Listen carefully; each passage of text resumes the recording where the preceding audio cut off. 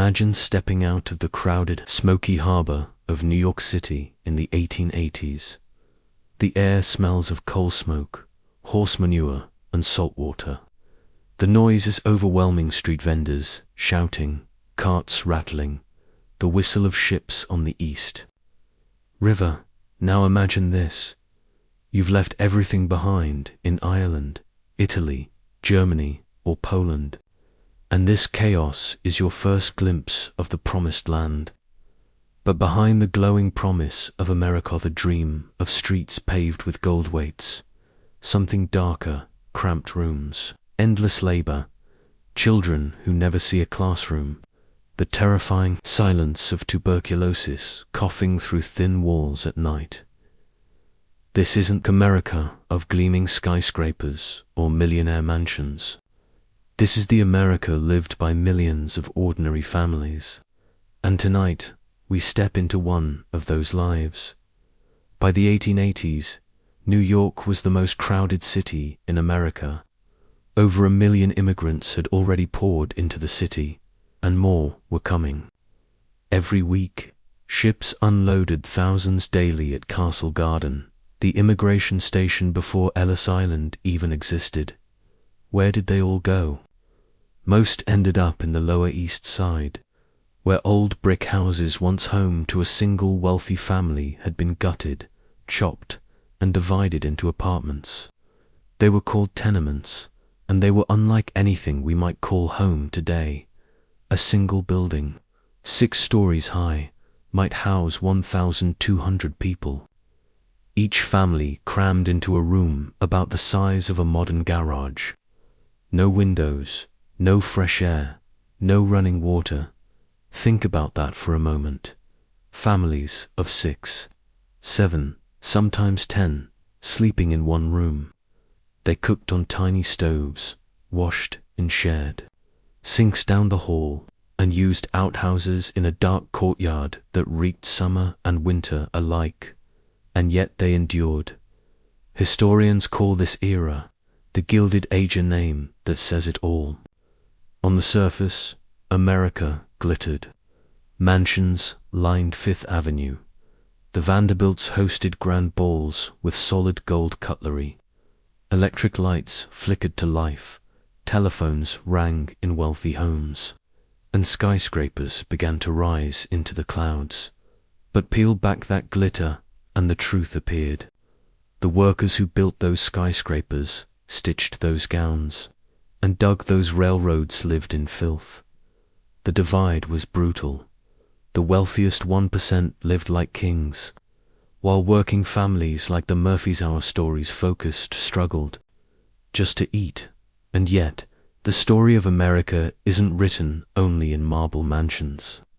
It's written in tenements. It's written in sweat, struggle, and sacrifice. Let's take a walk. Picture Orchard Street in 1883.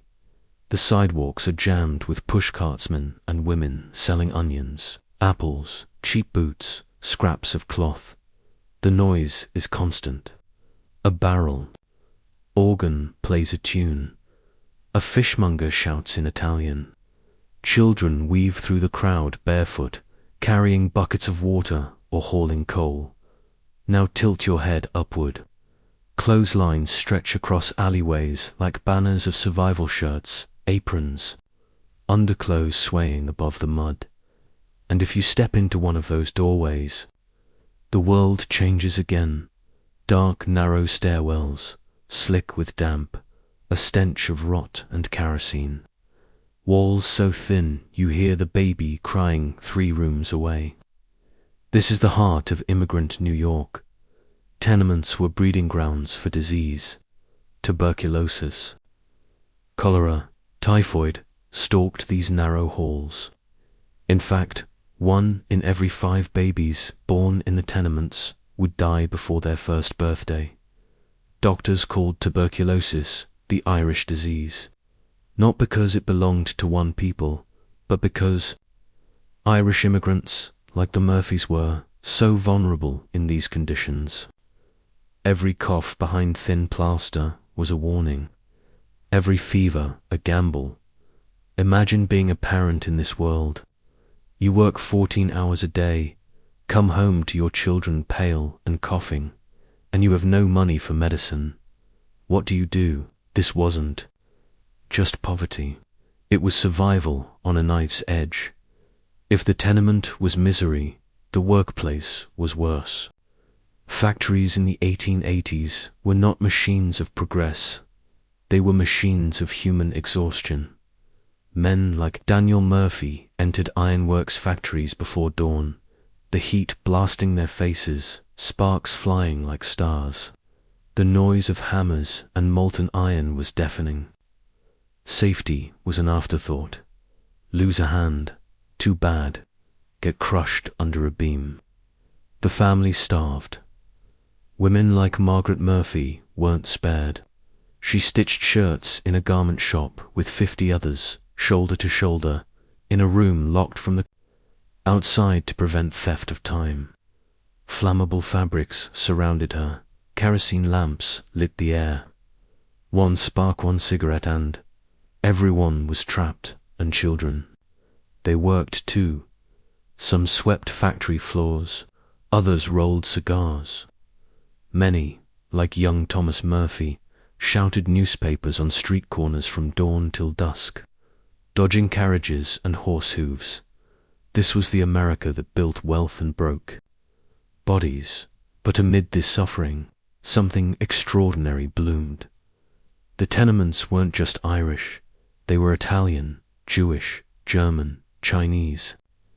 Imagine walking down one hallway. From one room comes the sound of an Irish fiddle, from another, Yiddish lullabies. Downstairs, Italians cook garlic and tomatoes, the smell filling the stairwell. In poverty, people built community. They shared food. They watched each other's children. They mourned together when death came too soon. This mosaic, this quilt of languages, smells, and songs wasn't just survival. It was the seed of American identity itself. Not everyone ignored this. Suffering, reformers, journalists, and preachers began peeking into tenements with notebooks in hand. Jacob Riis, a Danish immigrant with a camera, would later shock the nation with his book How the Other Half Lives. But for families like the Murphys, reformers were a double-edged sword.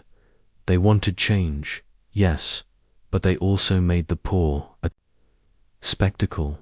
And so the tenement dwellers lived in a paradox. They wanted their suffering known, but not pitied. They wanted dignity more than charity. So here is the question I'll ask you as we step into this world. How did people survive this? How did families endure day after day in rooms smaller than our kitchens, with food scarcer than our snacks, and dangers around every corner? The answer lies not in wealth, but in will, not in luxury, but in love, not in ease, but in endurance. The story you're about to hear is one such survival of the Murphy family. Irish immigrants who came seeking hope only to find hardship. Their lives were ordinary. Their names were never written in history books. And yet they are the foundation upon which modern America stands. So let us begin, not with presidents or tycoons, but with the ordinary. Let us walk with Daniel, Margaret, Thomas, Sarah, and their siblings as they step off the ship into New York Harbor in the year 1882. Their story is not glamorous, it is not easy, but it is real, and through their eyes, we'll uncover what life was truly like in America in the 1880s. The year is 1882. A fog clings to New York Harbor, and the great steamship from Liverpool groans as it docks at Castle Garden. On its deck stand hundreds of weary travelers, their clothes threadbare, their eyes hungry with hope. Among them, Daniel Murphy, his wife Margaret, and their children, Amos age 12, Sarah age 10, and 3 younger siblings, each clinging to their mother's skirts. Daniel grips the railing with calloused hands, staring at the skyline, if it can be called that.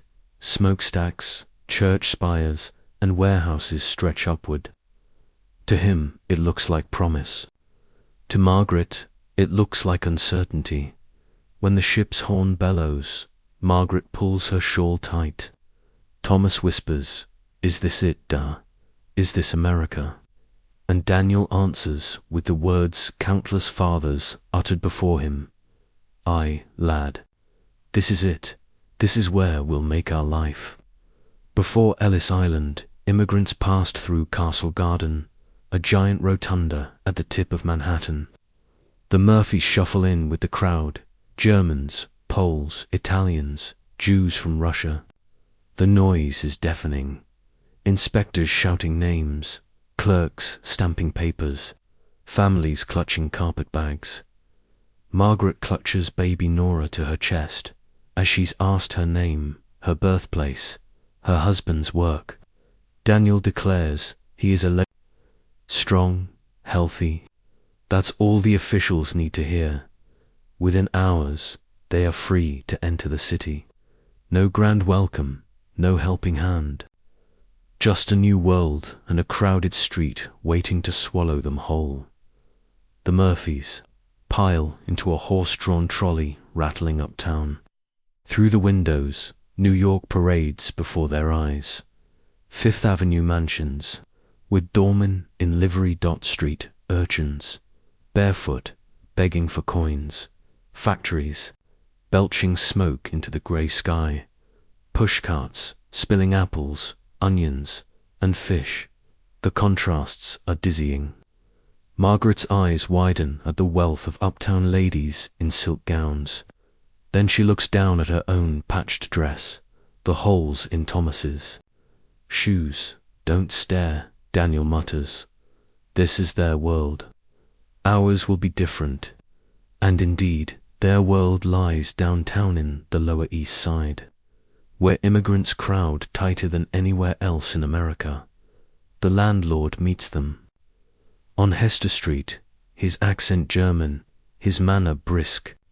He points them toward a 6-story brick tenement, its doorway shadowed, its walls soot-stained. They climb 3 flights of narrow, dark stairs. The boards creak. The smell an overpowering mixture of onions, kerosene, and sewage makes Sarah gag. At last, they reach their new home. It is one room, no larger than a horse stall. A single window faces a brick wall 3 feet away. There is no running water, no toilet, no stove, only a small iron grate. This is it," Margaret whispers. The landlord shrugs. $4 a month, you pay on time, you stay, you don't, you're out. Daniel sets down their trunk with a heavy sigh. He looks at his children, their faces pale in the dim light, and forces a smile. "We'll make it do." That first night, the Murphy family spreads blankets across the wooden floor. The children huddle together for warmth. Rats skitter along the walls, bold as thieves. From the hall comes the sound of coughing, hacking the dreadful sound of tuberculosis, the white plague. A baby cries next door. Someone argues in Yiddish. A fiddle plays faintly to rooms. Down, Margaret closes her eyes. Ireland is gone. This is home now. By dawn, the rhythm of tenement life begins. Daniel rises before the sun, joining streams of men heading to factories, docks, and ironworks. They carry tin lunch pails and walk with weary determination. Margaret boils water at the shared stove in the hall, waiting her turn among German and Italian mothers. She scrubs her children's faces, patches shirts, and prepares for her own work in the garment shop. Thomas runs out with a stack of newspapers, his voice cracking as he shouts the headlines. Sarah stays home, rocking baby Nora while trying to help her mother sew piecework for a few extra cents. The day is endless. The room always dark, the air always stale. But this is life. Behind the tenement lies a courtyard, a pit more than a yard.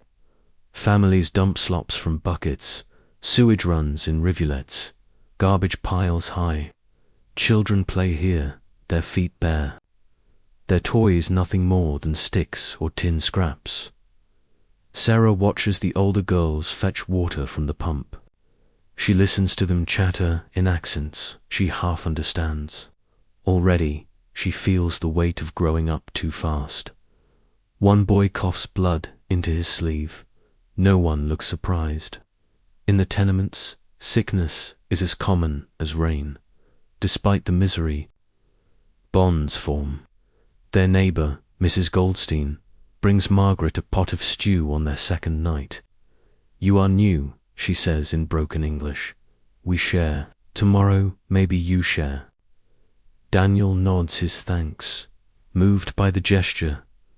Downstairs, an Italian man plays a mandolin. In the hallway, children chase each other in a dozen tongues. The tenement is loud, crowded, filthy and alive. For the Murphys, survival means leaning on this web of neighbors, each as poor as the other, yet each a lifeline. One Sunday, Daniel takes the children walking uptown just to see. They reach Broadway, where streetcars glide and shop windows gleam with gaslight. Rich families stroll in silks and hats, their carriages polished. Thomas whispers, "Da, why don't we live here?" Daniel swallows hard. Someday, lad, someday, but he knows the truth. Men like him rarely escape the tenements. Still, he cannot crush his children's hope. The Murphys' arrival marks not just a new beginning, but a new burden. Their days are filled with exhaustion, their nights with fear.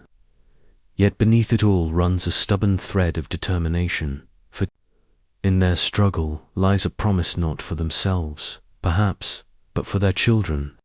That is the immigrant's bargain. Endure the present, sacrifice everything, so the future might be brighter.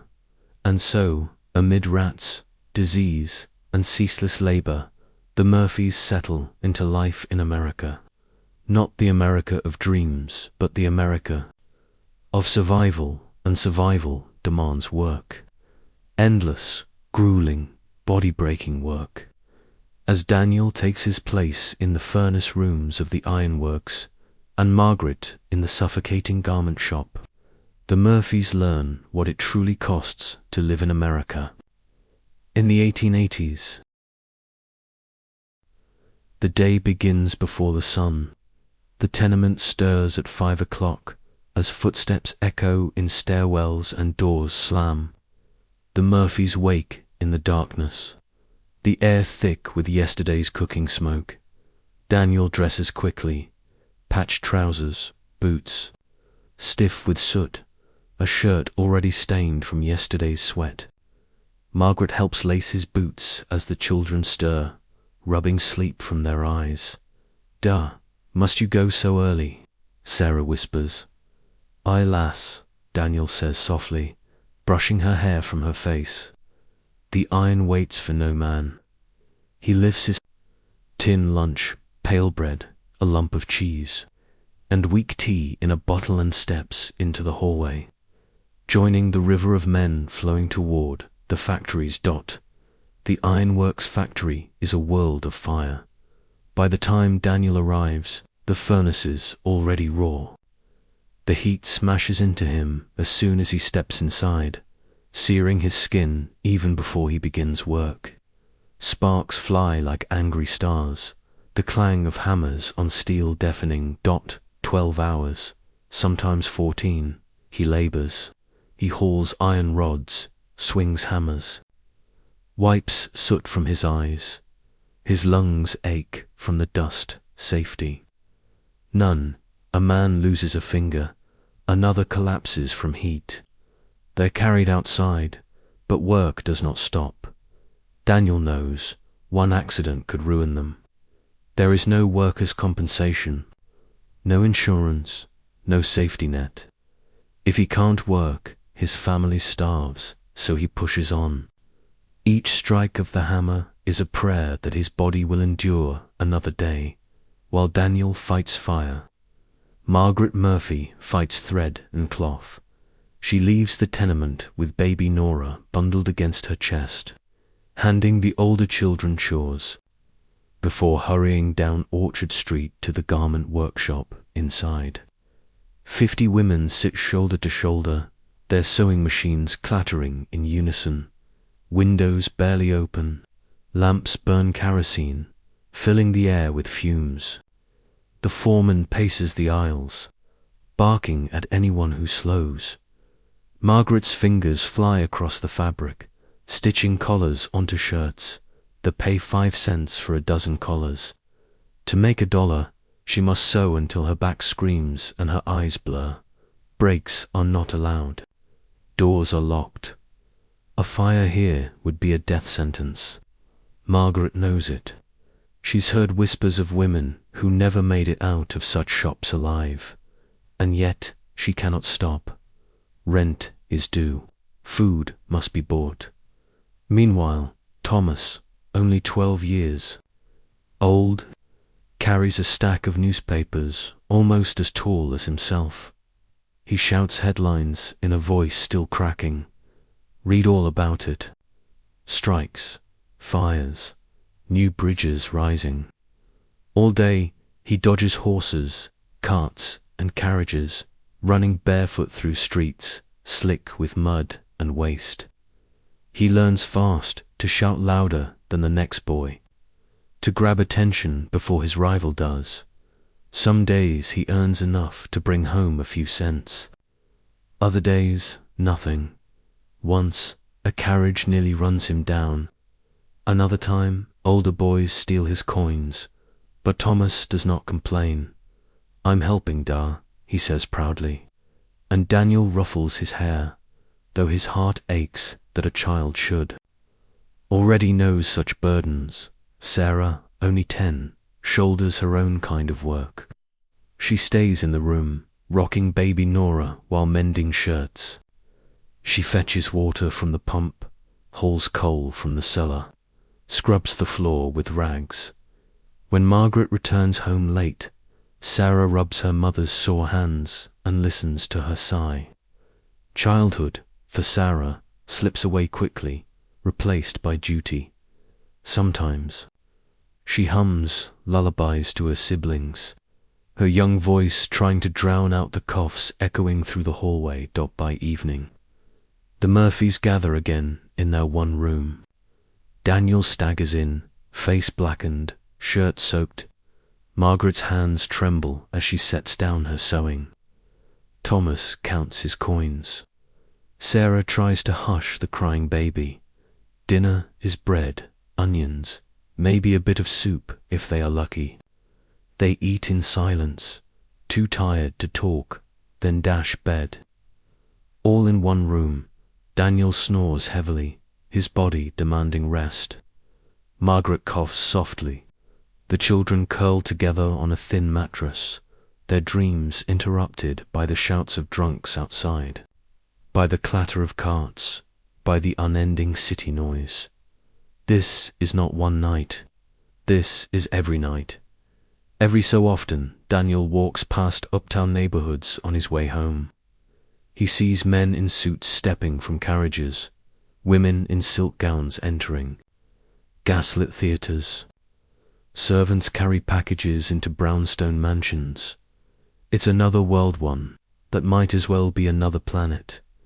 He cannot help but wonder, why them? Why not us? But he shakes the thought away. Envy feeds no children. Instead, he tightens his grip on his lunch pail and walks back to Hester Street, where his family waits in their dark little room. Weeks pass, the toll shows. Daniel's hands blister and crack. Margaret's eyesight dims from endless stitching. Thomas's feet bleed from running. Sarah's back aches from hauling water, and yet no one stops. They cannot. This is the brutal arithmetic of immigrant life in 1880s. America, hours worked equals food on the table. Miss a shift equals risk eviction. Get injured equals starvation. No luxuries, no safety nets, just the unrelenting grind. And yet humans always find moments of joy. On Sundays, when work pauses, the Murphys sometimes walk to the East River, watching the ships. Margaret hums Irish songs. Daniel smokes a pipe. The children laugh, chasing each other on the pier. Neighbors gather in the tenement hallway, sharing food: an Italian loaf of bread, a Jewish stew, an Irish fiddle tune. Laughter echoes against the grimy walls, defying the misery around them. For a brief time, the Murphys feel whole, alive, human. Work defines them. Work sustains them. Work also breaks them. Every day is a gamble with their bodies, their health, their dignity. But without it, there is no survival. This is the paradox of immigrant life in the 1880s. The very labor that promises hope also threatens to destroy the ones who perform it. And so the Murphys endure, day after day, each strike of Daniel's hammer, each stitch of Margaret's needle, each shout of Thomas's voice, building not wealth, but survival. Yet amid this endless grind, something else begins to grow. The tenements are not only places of suffering, but of community, of languages, cultures, and shared resilience. And it is in this mosaic of voices and lives that the Murphys will find both hardship and belonging. Even in their exhaustion, the Murphys quickly discover that the tenement is never truly silent. At dawn, the building hums to life where the hallway symphony doors creak. Mothers call out in Italian, Yiddish, or Irish brogue. Children scamper, barefoot. A kettle whistles somewhere in the distance. Sarah, fetching water from the pump, listens wide-eyed. One neighbor greets her in Polish, another in German. She doesn't always understand the words, but she feels the warmth in their smiles. The tenement is a tower of languages, every wall holding a different story. Step into the hallway at dinner time, and you'll know who lives where by the smells. Alone from one room, garlic and tomatoes, sizzling in olive oil, Italian family's supper. From another, stewed cabbage and sausage, the heavy comfort of German cooking. From yet another, challah bread baking, the rich scent of a Jewish Sabbath meal. The Murphys' pot simmers with potatoes and onions, sometimes stretched with scraps of meat. Margaret once blushes, embarrassed by its plainness, but Mrs. Goldstein, their Jewish neighbor, smiles kindly and says, "Food is food. Full bellies are blessings." Here in the tenement, poverty breeds humility, but also sharing. Families trade bits of bread, soup, or fruit. A neighbor might knock with an apple for the children, expecting nothing in return except kindness. Outside, Orchard and Hester Streets become open-air theaters of culture on Jewish holidays. Men in black coats hurry to synagogue, candles glowing in windows. During Italian feast days, banners stretch across alleys, and fiddlers play while children dance barefoot in the street. The Murphys, Catholic and Irish, find comfort in church bells ringing nearby. On Sundays, Daniel dresses in his only suit and takes the family to Mass.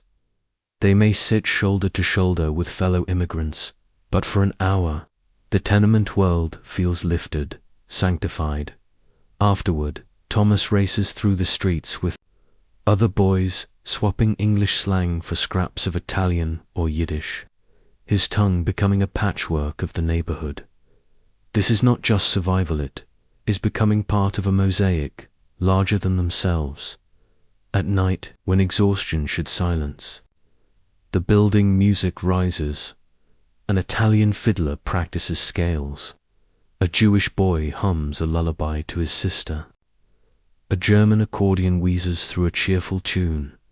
Daniel listens from his cot. Eyes closed, the noise of the factory still ringing in his ears. But this music, this is different. It is not work, but joy's small defiance against the misery of the day. Sometimes Margaret hums Irish ballads while rocking Nora, her voice soft but steady. Sarah joins in, her little girl soprano blending with her mother's alto. For a moment, the walls of the room seem less suffocating. In music, families remind themselves, we are more than labor. We are human. The tenement courtyard is its own universe. Dozens of children chase one another, inventing games with sticks, bottle caps, and scraps of rope. Their voices mix into a chorus of accents: Irish, Italian, German, Yiddish, English. Thomas dives into the fray, learning a new word of Italian from his friend Marco, trading it for an Irish song. Sarah shyly watches a German girl show her how to braid hair differently. The children don't care about borders or feuds their parents left behind. In their games, the world is smaller, freer. In their laughter, the hardships fade. Hardship, however, is never far away. When sickness strikes one family, neighbors gather. When Mrs. Goldstein's husband breaks his arm in the docks, Daniel helps carry him home, while Margaret takes in her sewing for a week.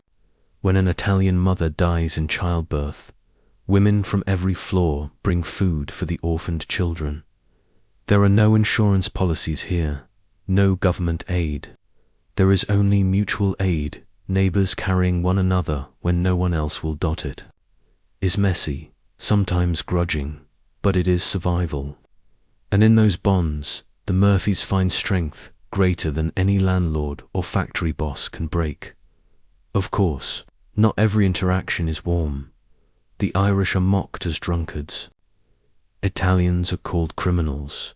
Jews are accused of greed. Germans are seen as stubborn. Prejudice festers, sometimes exploding into street fights. Daniel himself has been turned away from jobs simply for being Irish. No Irish need apply. Signs declare in shop windows. Yet, in the tenement, suspicion slowly gives way to understanding. Living wall to wall, day after day, people learn that hunger and hope sound the same in any language. Occasionally, strangers appear, reformers, journalists, photographers. They walk the halls with notebooks, their fine clothes standing out like jewels in the grime. They cluck their tongues at the overcrowding, scribble down notes, promise change. Jacob Rees snaps photographs with his flash, immortalizing the misery. Some tenants welcome the attention. Others scowl, feeling exposed, humiliated.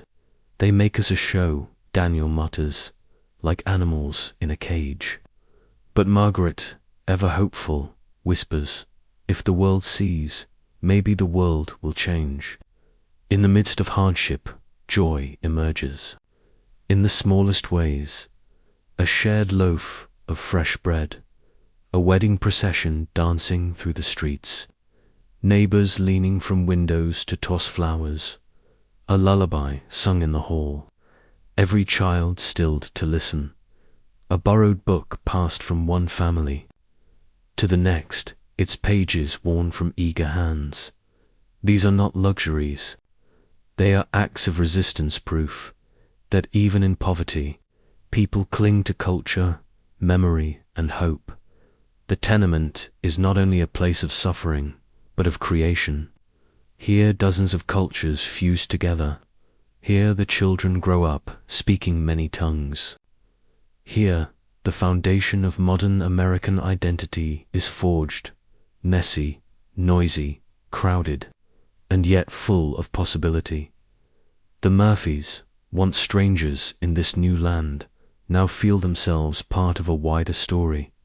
They are Irish, Yes, but they are also something more, part of the beating heart of immigrant New York. Yet even the strength of community cannot shield them from danger. Disease lurks in the shadows, fires break out without warning, and every cough echoes with fear. And so, as the Murphys lean on their neighbors for survival, they also face the relentless shadow of illness and tragedy. It begins with a cough.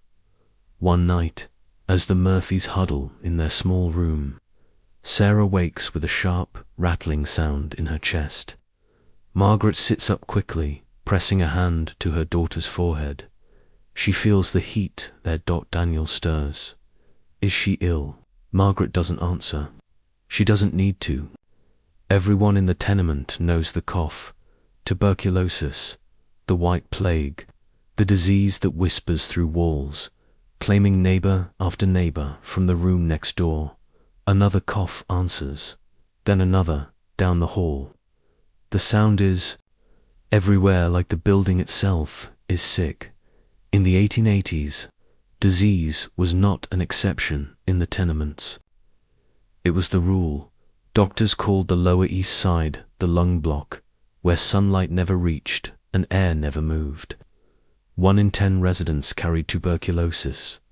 Infants died before their first birthday. Children wasted away from scarlet fever, typhoid, measles. Every bucket of water, every shared outhouse, every cough was a threat. In a single building, one epidemic could cut through dozens of families in weeks. For the Murphys, Sarah's illness is not just her battle, it is a shadow that falls on them all. Margaret sits by Sarah's side day and night, rocking baby Nora with one arm while stroking Sarah's fevered forehead with the other. "Don't you worry, love," she whispers. "You'll be fine. You're strong." But when Sarah's cough deepens, Margaret's hands shake. She remembers her own sister in Ireland, buried at 12 years old. Her lungs taken by the same plague. Tears slip down her cheeks as she hums lullabies, half prayer, half plea. News spreads quickly through the tenement. Mrs. Goldstein arrives with broth. An Italian woman offers herbs boiled in water. A German neighbor brings vinegar rags to cool Sarah's forehead. This is how survival works here. When one child suffers, many mothers answer. Daniel is humbled. "The world outside may not care," he mutters, "but in these halls we look after our own." Daniel keeps working, though every strike of his hammer is heavier now. He cannot afford to stay home, not when rent is due, not when medicine costs more than a week's wages. Each evening, he comes home covered in soot, crouches beside Sarah's bed and whispers, "Stay strong, my girl, fight." Inside, he feels helpless. He can battle iron and fire, but not disease, and the helplessness gnaws at him like hunger. One morning, the sound of weeping drifts up from the courtyard. A neighbor's child has died. The funeral procession winds through the street, small coffin carried by men with bowed heads. Sarah watches. From the window, her cheeks pale, her eyes hollow. She whispers, "Will I be next, Da?" Daniel grips her hand tightly. "Don't you say that, lass. You'll outlive us all." But his eyes betray him. He has seen too many coffins carried down. These stairs, weeks pass. Sarah weakens, then rallies, then weakens again. Margaret keeps her alive with broth and prayers, with herbs pressed into her hands by neighbors. With scraps of hope she barely believes herself, and slowly, miraculously stabilizes. Her cough does not vanish, but her fever breaks. Color returns to her cheeks. The family breathes again. In the tenements, survival itself feels like a miracle. But not all are so fortunate. Across the hall, a German family loses both parents in the same month. Children cry for food until relatives arrive to take them away. Downstairs, another family disappears overnight, eviction notices nailed to their door. The tenement is a place where grief becomes routine, where children grow up knowing funerals better than birthdays, where life feels cheap, and yet families cling to it with unbreakable force. Through it all, Margaret becomes the anchor. She tends to Sarah, sews by candlelight, nurses the baby, and still drags herself to the garment shop. Each morning, her body bends under the weight, but her spirit holds. "We are not beaten," she tells Daniel. "So long as we wake, so long as we eat, so long as we sing, we are not beaten." Her words become the family's shield. Illness is not only sickness of the body, it is sickness of the spirit. It whispers despair into every cough, every fever, and yet the Murphys endure.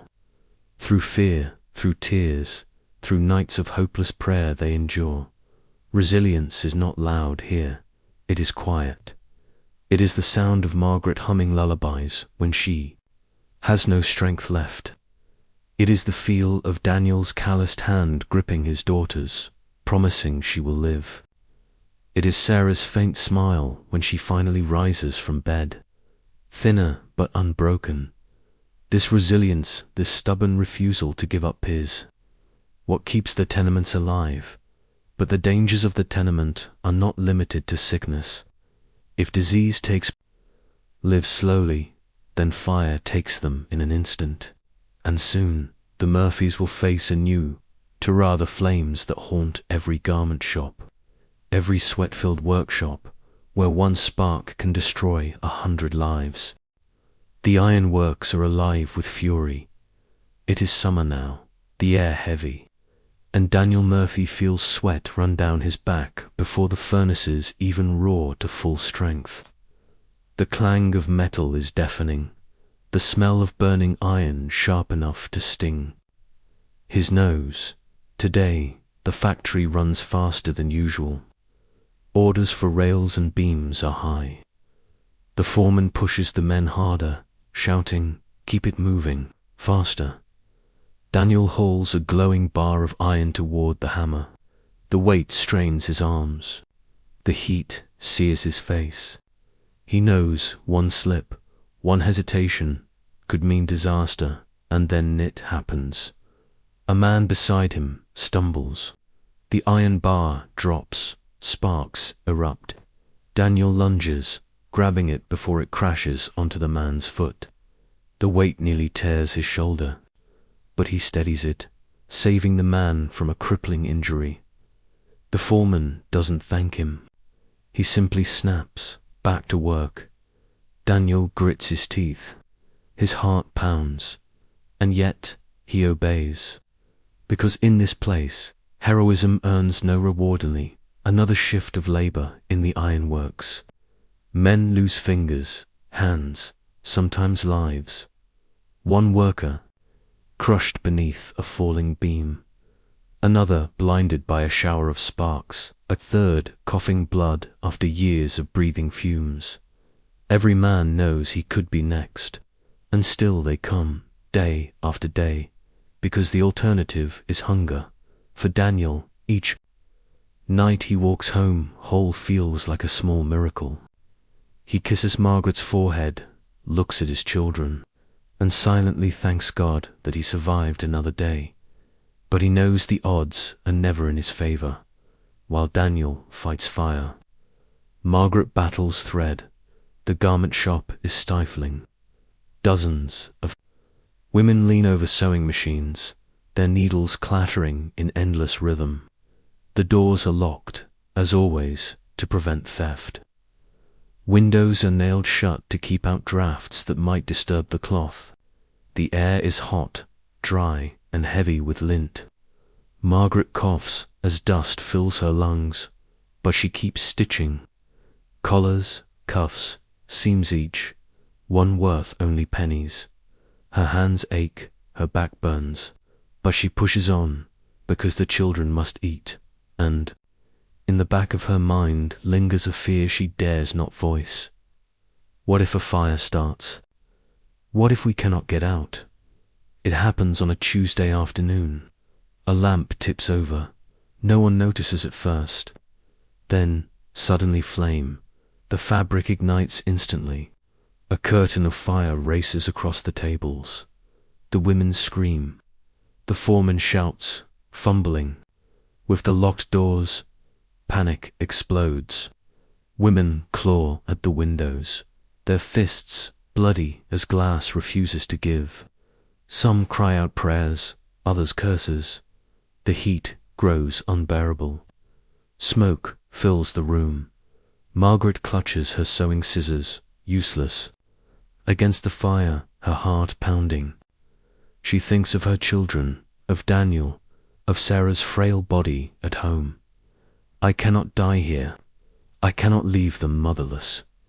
By some miracle, the foreman finally fumbles the door open. The women stampede into the hallway, choking, sobbing, stumbling over one another. Margaret runs with them, clutching her shawl to her mouth to keep out the smoke. The stairwell is chaos, women falling, pushing, screaming.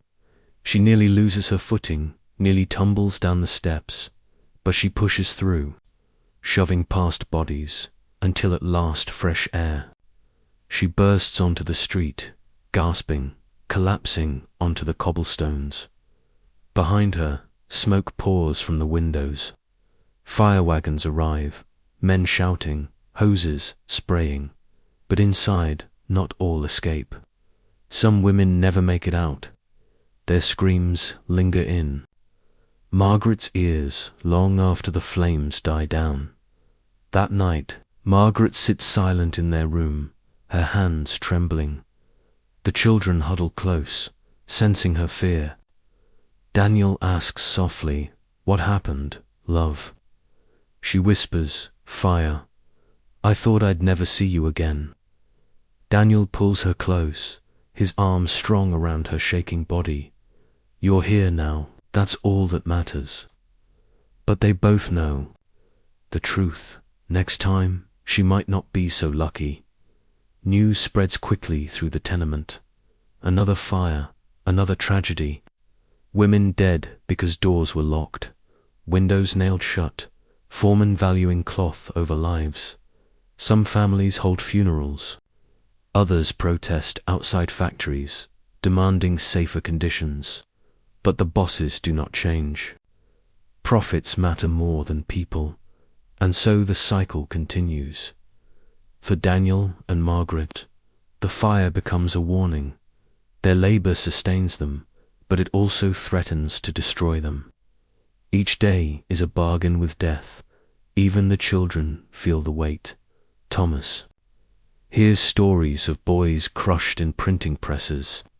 He touches the ink stains on his hands and wonders if he will live to adulthood. Sarah, still frail from her illness, clings to her mother more tightly now, afraid of losing her. "Don't go back," she pleads. "Don't go back to the shop." Margaret kisses her forehead. "I must love, or we won't have bread." The children are too young to carry such fears. Yet in the tenement, childhood ends quickly. For weeks after, Margaret dreams of the fire. She wakes gasping, the smell of smoke in her nose, the screams of women in her ears. She prays harder now, lighting candles at church, whispering thanks for her survival. She teaches her children to never ignore the sound of an alarm, to always look for exits. The fire becomes part of her, etched into her. Memory like a scar. Industrial progress came at a terrible cost. For every skyscraper that rose, for every railroad built, for every bridge stretched across rivers, countless lives were burned, broken, or buried. The Murphys know this now more than ever. Their survival is not guaranteed. It is a fragile gift, renewed day by day, but they also know something else. As long as they endure, their lives carry meaning. Each day survived is a victory. Each danger faced and overcome is a testament to their will. And that resilience, though unseen by history books, is the true foundation of America. But resilience alone cannot end the cycle. Whispers begin to spread in the factories, in the saloons, in the tenements, whispers of union meetings, of strikes, of standing together. For Daniel, those whispers will soon become a choice between safety and solidarity, between obedience and resistance, between feeding his family and fighting for their future. The first whispers come not in speeches, but in mutters. During a lunch break at the ironworks, Daniel sits on a beam, chewing stale bread. Around him, the men speak in low voices, glancing toward the foreman. They're forming a union down at the docks. One says, "Strikers got beaten near Union Square." Another adds, "Still, they got higher wages after, shorter hours, too." Daniel listens, silent. The word union is dangerous, but powerful. It carries both hope and fear, like fire hidden in dry grass. Each day, the injustices weigh heavier. Men maimed by machines are tossed aside with no pay. Wages are cut without warning. Hours stretch from 12 to 14. Daniel watches a boy no older than Thomas Carey iron until his knees buckle. He watches men collapse in the heat, dragged out and replaced by others. The bosses grow richer, the workers grow weaker, and the balance feels unbearable. At home, Daniel mentions the whispers. Margaret stiffens. "Don't speak of it," she pleads. Strikers lose their jobs. Some are beaten. Some are killed. Daniel sighs. "And if we say nothing, love, what then? Will things ever change?" Margaret shakes her head, eyes wet. "Change won't feed our children, Daniel. Wages will. Promise me you'll be careful." Her words cut deep, for Daniel knows she is right. But so is he. One night, Daniel follows the whispers to a dimly lit saloon basement. Smoke curls in the air. Men huddle close, voices urgent. An organizer speaks, his voice rough but clear. "Brothers, we cannot survive alone. Together we are strong. Together we can demand safer shops, fairer pay. But alone we are nothing. Replaceable, disposable." Murmurs of agreement ripple through the crowd. Daniel feels his chest tighten. He knows the risk, but he also feels the truth in the man's words. When the meeting ends, he slips back into the night, heart pounding. He has crossed an invisible line from worker to agitator, from silence to solidarity. The first strike erupts weeks later. Hundreds pour onto the streets, men holding signs, women and children shouting beside them. 8 hours for work, 8 hours for rest, 8 hours for what we will. Daniel marches with them, his voice hoarse, his fist raised. For the first time, he feels the weight of his voice not as one, but as part of many. But the celebration is short-lived. Police arrive, batons swinging. Horses charge the crowd. Men scatter. Women scream. Daniel is shoved, nearly trampled. He drags another man to his feet and pulls him to safety. When he stumbles home, his lip is split, his knuckles raw. Margaret gasps at the sight. "God, help us, Daniel. You'll be killed." But Daniel only says, "Better to die standing than to live crawling." The tenement itself becomes divided. Some whisper support, slipping coins into strike funds. Others hiss disapproval, fearing lost wages and eviction. Mrs. Goldstein shakes her head. "I cannot afford strikes. My children need bread today, not promises for tomorrow. But an Italian neighbor claps Daniel on the back. You're right, if we don't fight, nothing changes. Community, once united by survival, begins to splinter under the weight of risk. Rumors spread of men beaten in alleyways by factory guards, of strikers blacklisted, never again hired. Daniel feels eyes on him at work, the foreman's glare heavy. Each swing of the hammer feels like it may be his last shift, yet he cannot stop. Once the seed of solidarity takes root, silence feels like betrayal. Even Thomas, still a boy, feels the pull. He listens to men speak in the street, hears the chants, watches his father march. One evening he asks, "Da, will this make things better?" Daniel rests a heavy hand on his son's shoulder. "I hope so, lad. I hope it makes your life better, if not mine." Thomas nods, his young face solemn. Childhood slips further from him, replaced by the weight of a cause larger than himself. Though fearful, Margaret also finds her own strength at the garment shop. She whispers to the women beside her, urging them to watch out for one another, to share food, to save scraps of cloth for children's clothes. She cannot march in the streets, but she resists in her way by refusing to let despair consume her. By keeping the thread of community alive among women who suffer in silence, her defiance is quieter, but no less powerful. The Murphys now live in a different world. Work is no longer just survival. It is a battlefield. Each day carries risk, not only of accident, but of conflict, and yet hope flickers. For the first time, workers speak as one. For the first time, Daniel feels the chance, however small, that the future might be different. The seeds are sown. Whether they grow into change or are crushed under the boots of power remains uncertain. But power does not sit idle. Soon Daniel is offered a temptation, a safer job, higher pay, steady work. If he turns his back on the union, the choice will tear at him, forcing him to decide: loyalty to his family's immediate safety, or loyalty to his fellow workers and the dream of a better tomorrow. One evening, as Daniel wipes sweat and soot from his brow, the foreman calls his name. "Murphy, office." Now Daniel's stomach tightens.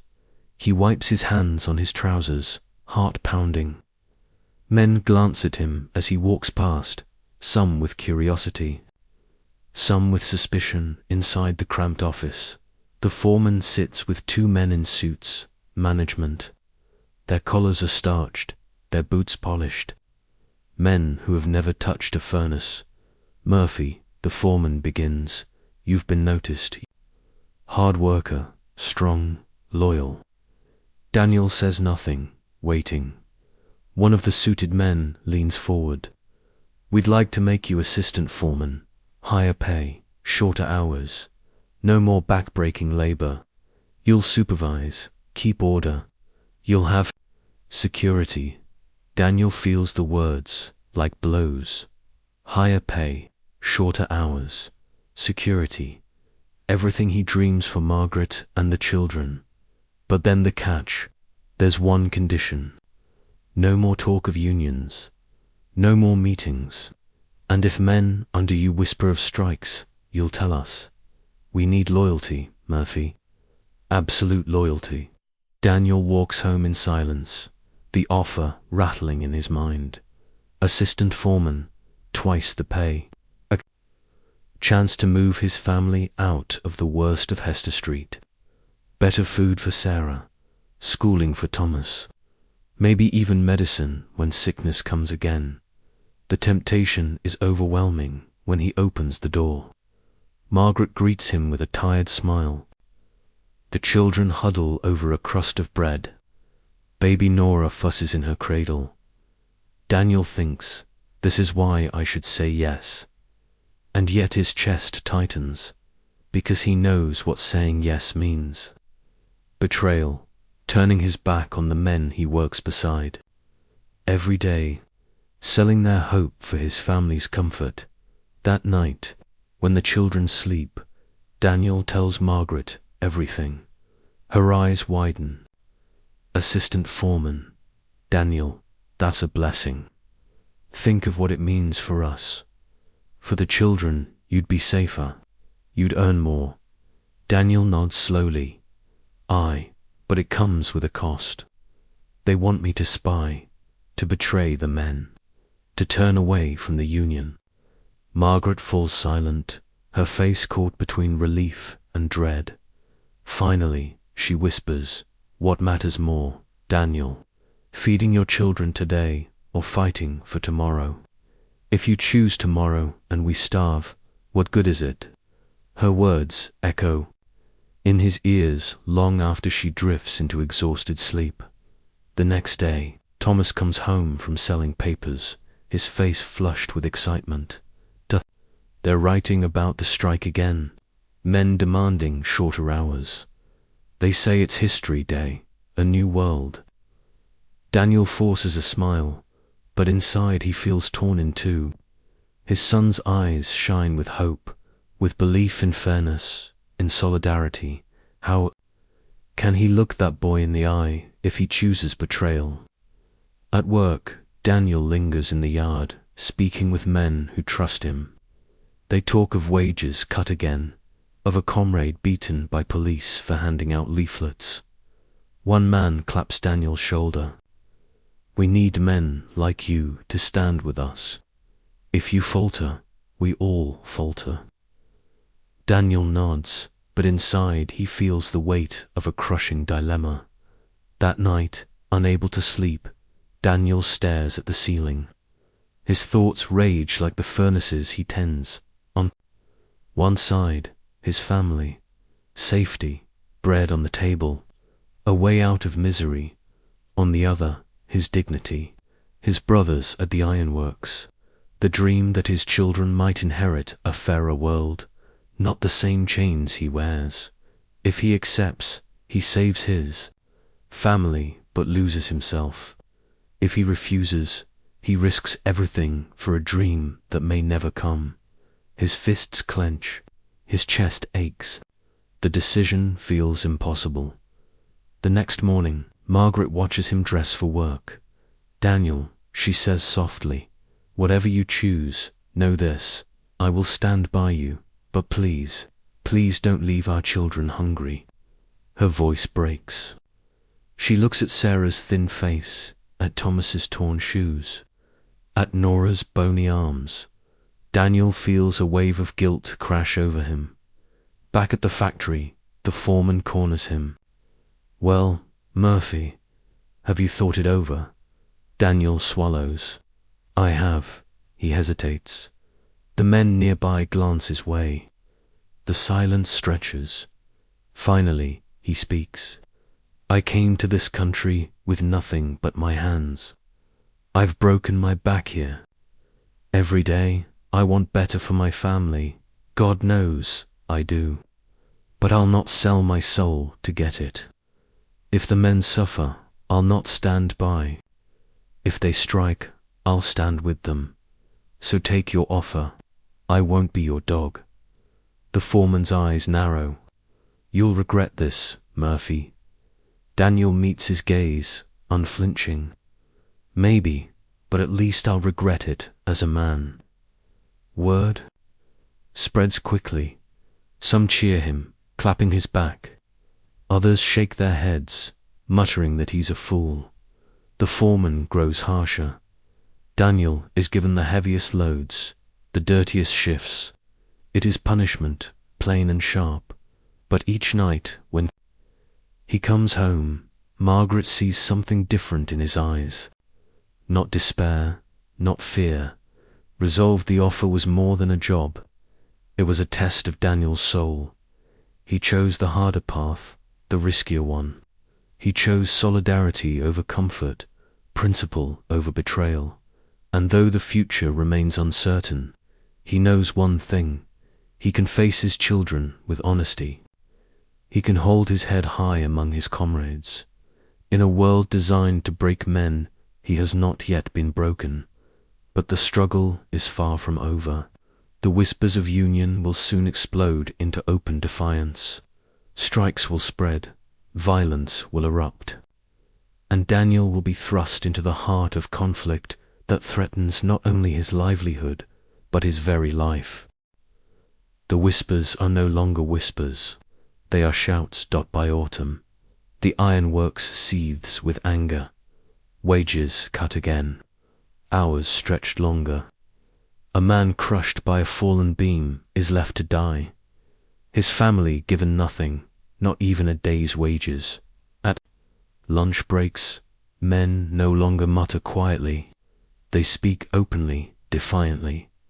"We've had enough," one cries. "If we don't stop now, we'll work ourselves into graves." Daniel listens, his jaw tight. He knows the time has come. The union is no longer a dream. It is a necessity. In a packed hall on the Lower East Side, hundreds of workers gather. The air is thick with smoke, the heat stifling, the mood electric. An organizer steps to the front, raising his fist. "Brothers, they call us replaceable. They call us machines. But we are flesh and blood. We bleed, we break, and still they demand more. Will we give it, or will we rise?"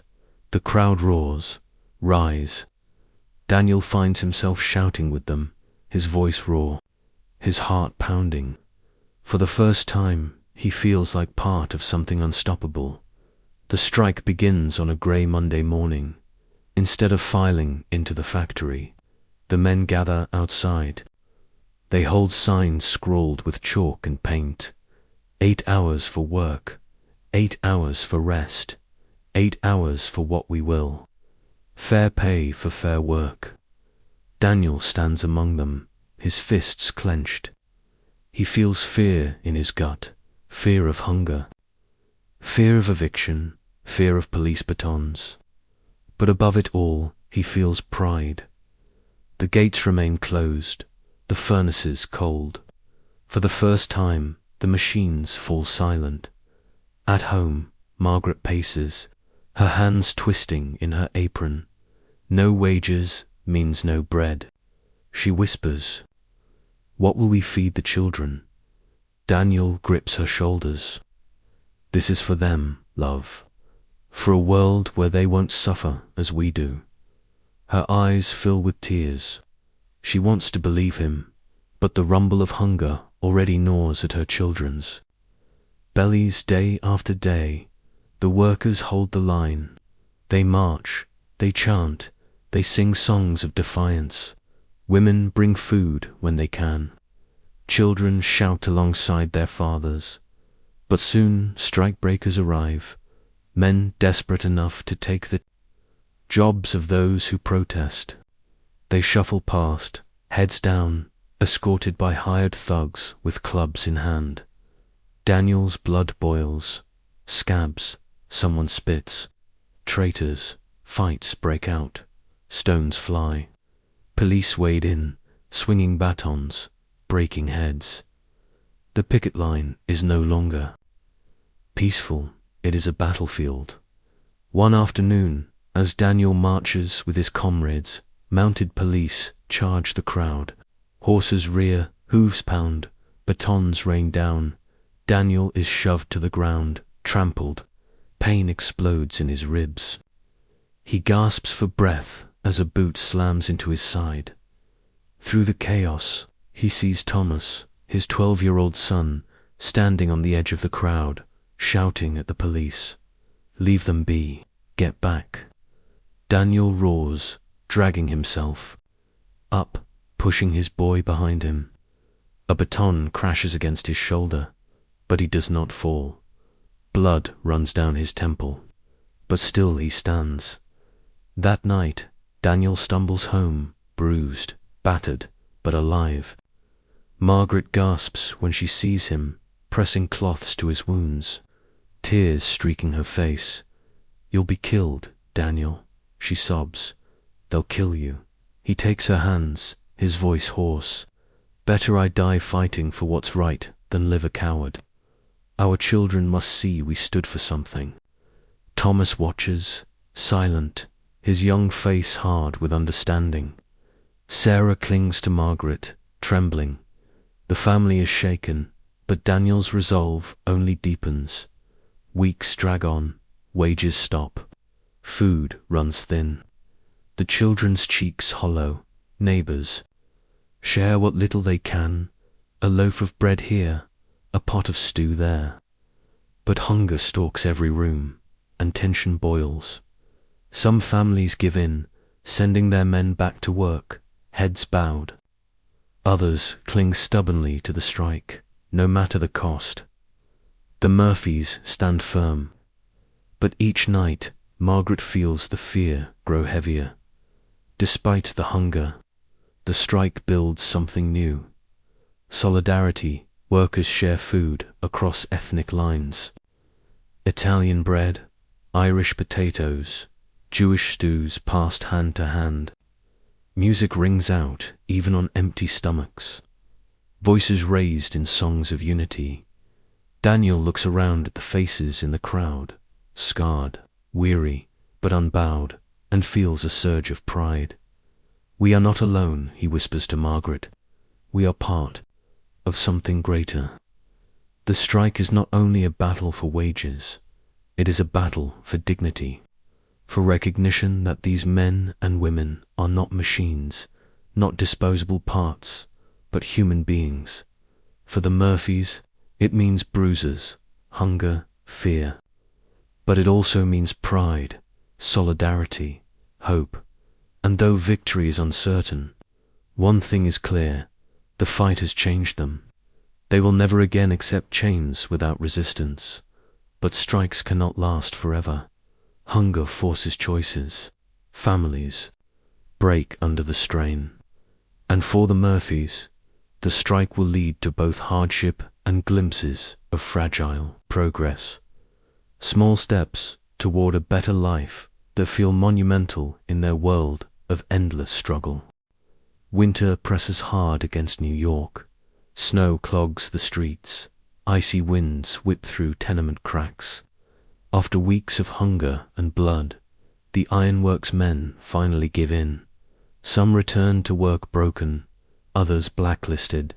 The strike did not win everything. Hours remain long, conditions harsh, but something has shifted. Wages rise slightly.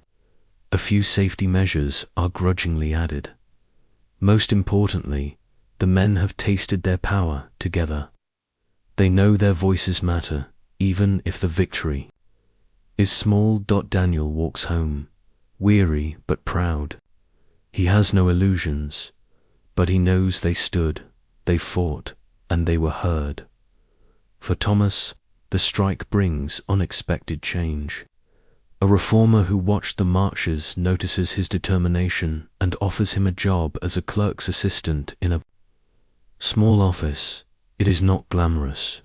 He sharpens pencils, copies letters, runs errands. But he wears clean clothes, sits in a chair, and holds a pen instead of shouting headlines in the cold. When he brings home his first pay, Margaret's eyes fill with tears. "My boy, you're moving us forward." Daniel ruffles his son's hair, pride softening his weary face. "You'll go further than I ever did, lad. That's the point of all this." Sarah, still frail from her illness, slowly regains strength. The neighbors bring books, and Margaret teaches her letters by candlelight. At first, Sarah's voice is weak, her cough interrupting her reading. But as weeks pass, she grows more confident, her eyes lighting up with every word. "I want to be a teacher someday," she whispers. Daniel's throat tightens. "Then you will be, lass. You'll have more than I ever dreamed." Her laughter, light and fragile, fills the room like sunlight in winter. Margaret keeps sewing in the garment shop. But she also takes in small sewing jobs at home, mending clothes, stitching blankets for neighbors. Slowly, she builds a reputation as reliable, skilled, dependable. It is not much, but it gives her a sense of independence, of strength.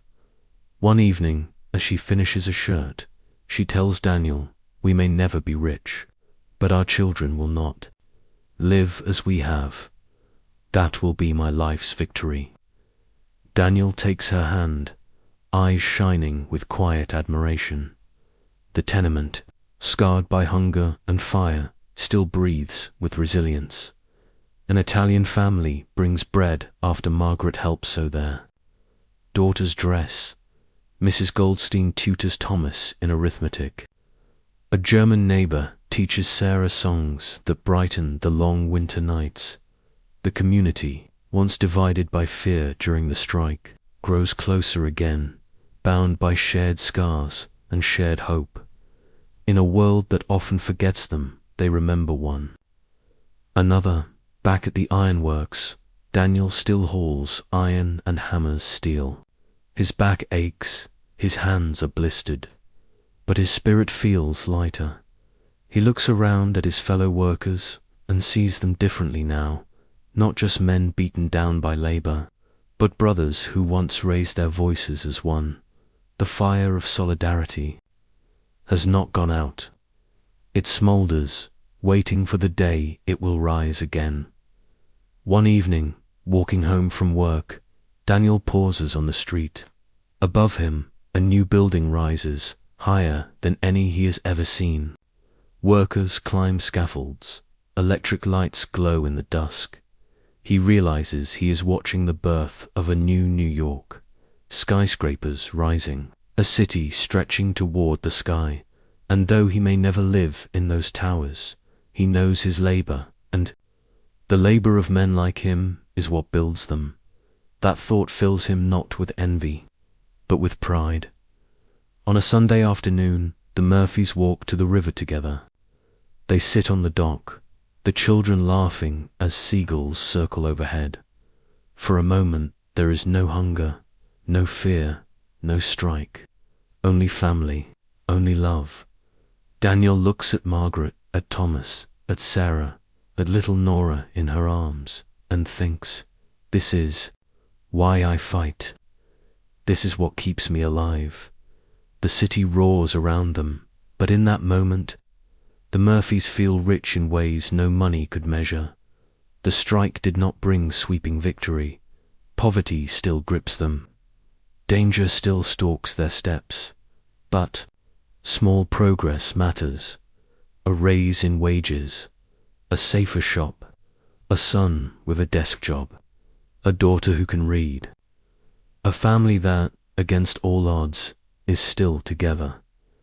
These are the victories that matter. Not written in books, not carved in stone, but carried in the hearts of ordinary families. Yet the Gilded Age is far from over. The gap between rich and poor grows wider. Skyscrapers rise even as tenements crumble. Progress shines, but inequality casts its shadow. And for Daniel Murphy, the fight is not done.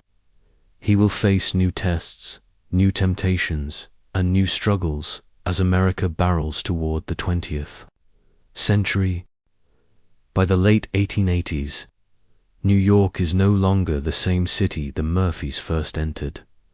Skyscrapers begin to pierce the skyline. Their steel frames a marvel of engineering.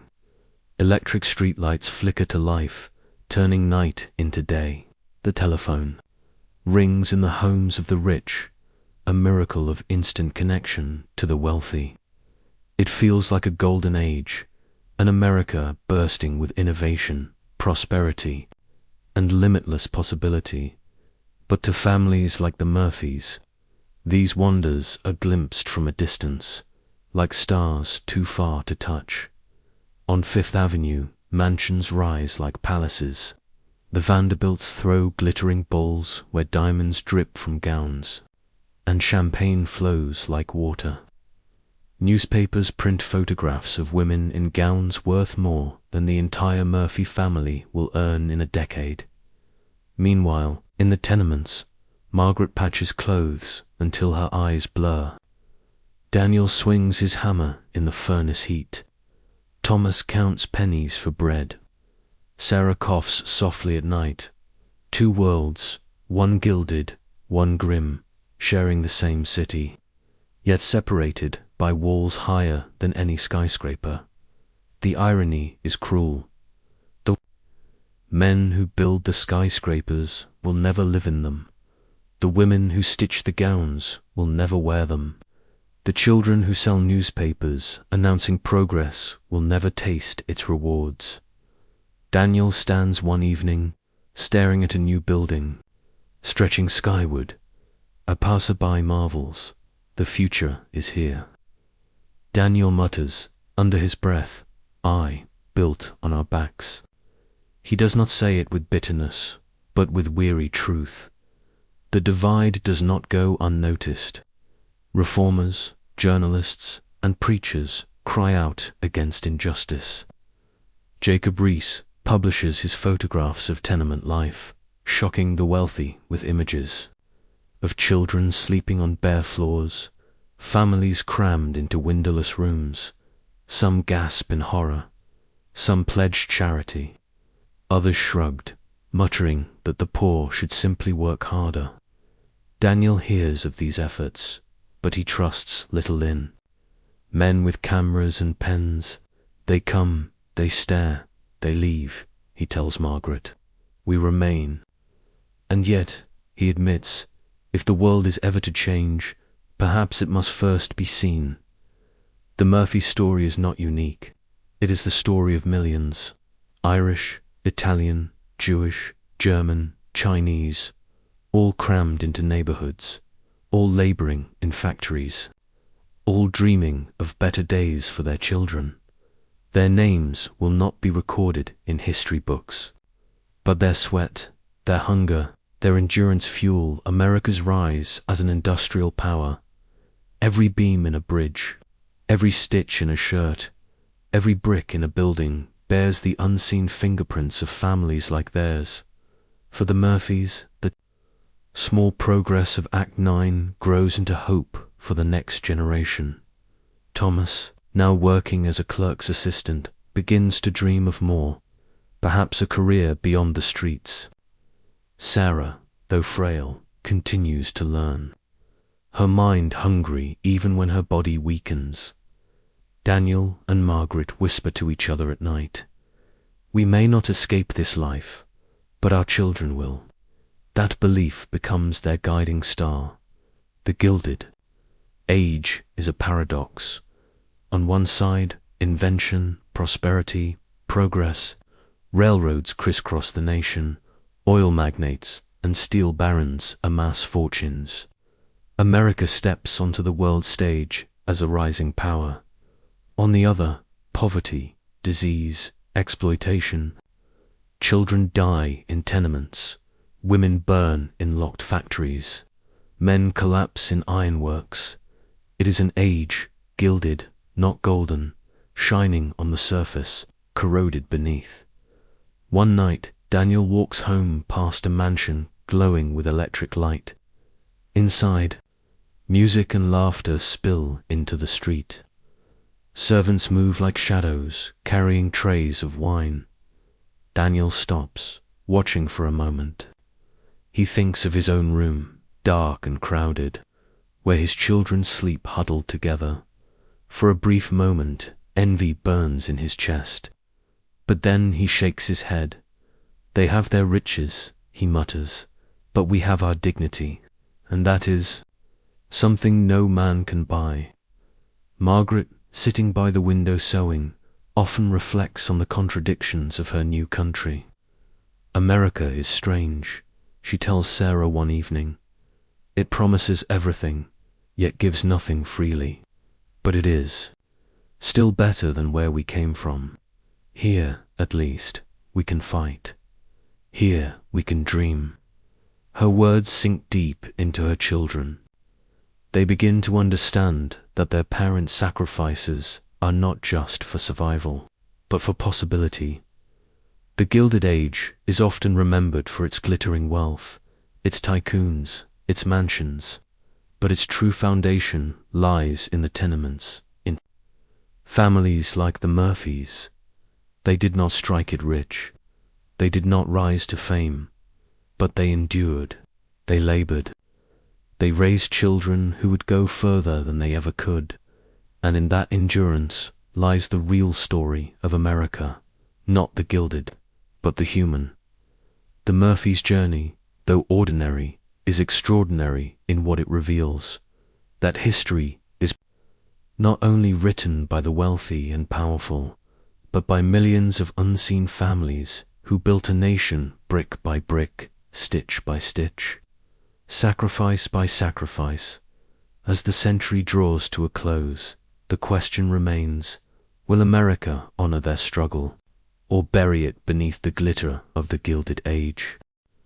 The Murphys noticed them first one evening in the hallway. Men in fine coats, their boots polished, their collars starched. Women with notebooks in hand, hats tilted just so. They walk slowly, deliberately, peering into corners, scribbling, whispering. They do not look like tenants. They do not belong to this world of patched trousers and coughing children. Neighbors murmur, reformers, journalists, outsiders. The building hums with suspicion. Are they here to help, to judge, or simply to gawk? One night, the knock comes. Daniel opens the door to find a small man with sharp eyes, carrying a heavy box on a tripod. Jacob Rees, he introduces himself in a Danish accent. I am making photographs. I want to show the world how you live. Daniel frowns. And what will the world do once it sees? Rees hesitates, then says, perhaps it will act. Perhaps it will change. Against Margaret's protests, Rees steps inside. He sets up his flash powder, a sudden burst of blinding white exploding through the room. Sarah gasps, covering her eyes. Baby Nora cries. When the smoke clears, Rees packs up and leaves, murmuring thanks. The family sits in silence, blinking, unsettled. Margaret whispers, they see us as insects in a jar. Will a picture put food on our table? Daniel sighs. No, but maybe it will shame the world into remembering we exist. Days later, their neighbors whisper that their building is in the papers. Photographs of their hallways, their courtyards, their children barefoot. In the street, the captions call it squalor. They call the children ragged. They call the mothers hopeless. The Murphys stare at the paper. Margaret feels anger burn in her chest. Hopeless. We are not hopeless. We endure, we fight. Daniel clenches his fists. They write about us like we are animals, not people. They do not hear our voices, only their own. And yet, the city stirs. Charities collect funds. Wealthy women in pearls organize sewing drives. Preachers thunder about sin and poverty. The tenement becomes not just a home, but an exhibit in the theater of reform. One Sunday, reformers arrive with pamphlets, preaching cleanliness and temperance. They scold mothers for unwashed children, fathers for whiskey on their breath. Margaret listens politely, but her patience thins. We wash with what water we can carry. We eat what food we can afford. Don't speak to me of laziness. The reformers look shocked, then retreat. To them, poverty is a moral failing. To Margaret, it is a battlefield she fights daily with courage they will never understand. Not all reform is empty.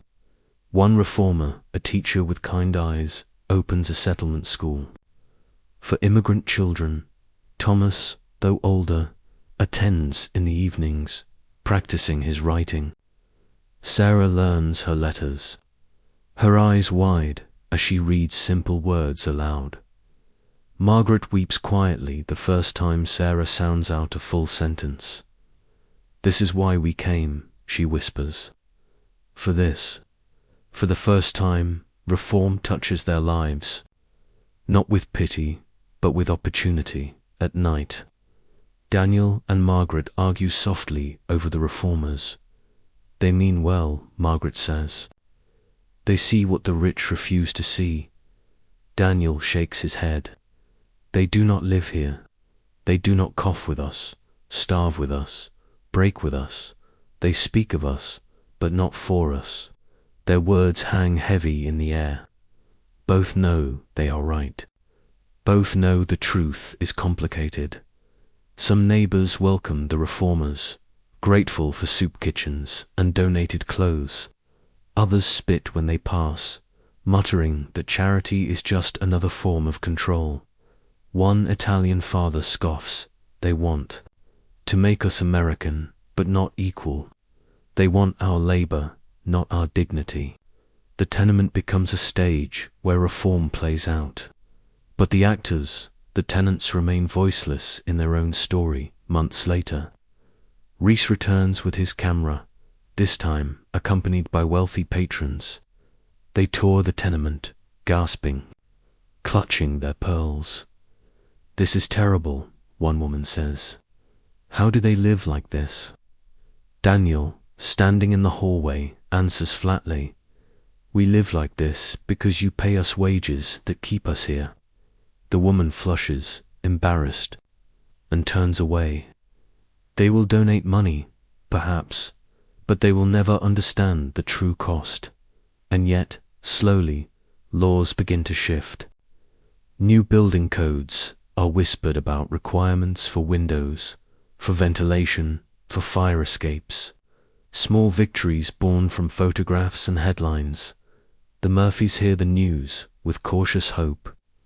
"Maybe our children will live in better rooms," Margaret says softly. Daniel nods.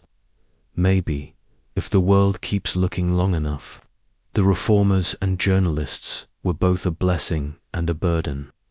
They exposed the truth, but they also exploited it. They promised help, but often delivered only pity.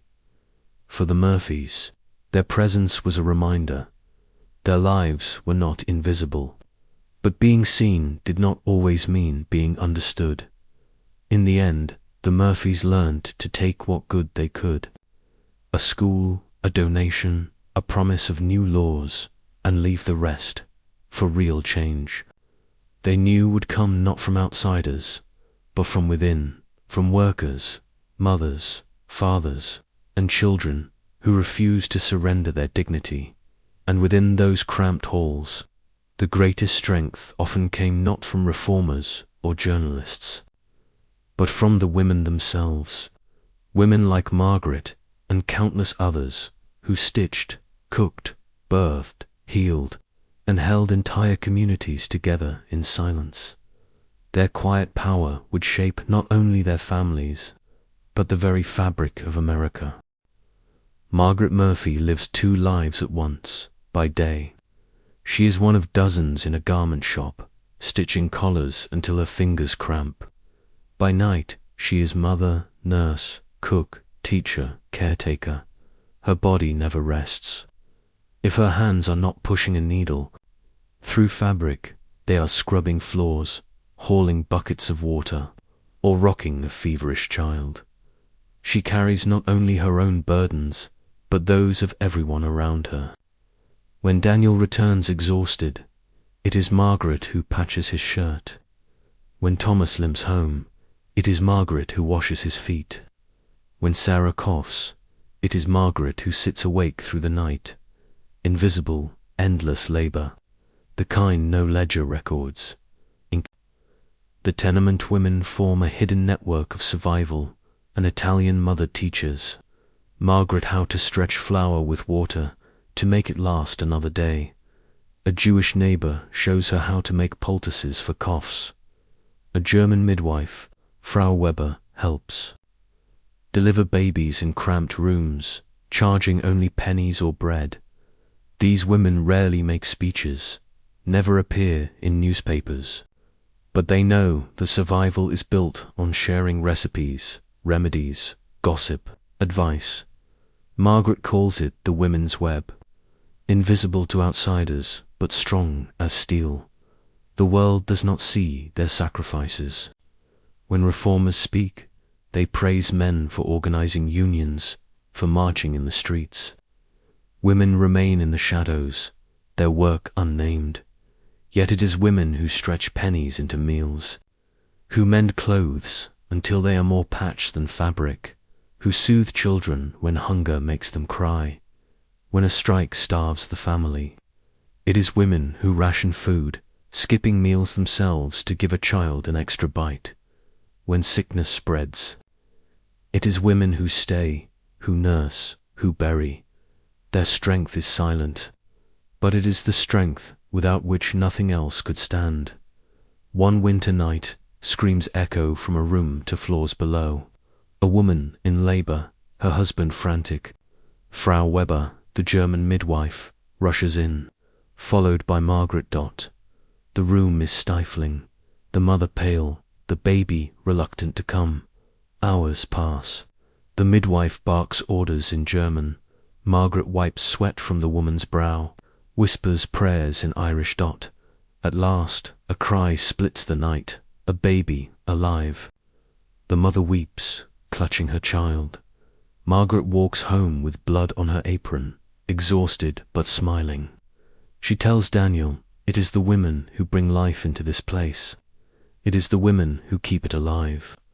Though timid at first, Margaret grows bolder in her own quiet way at the garment shop.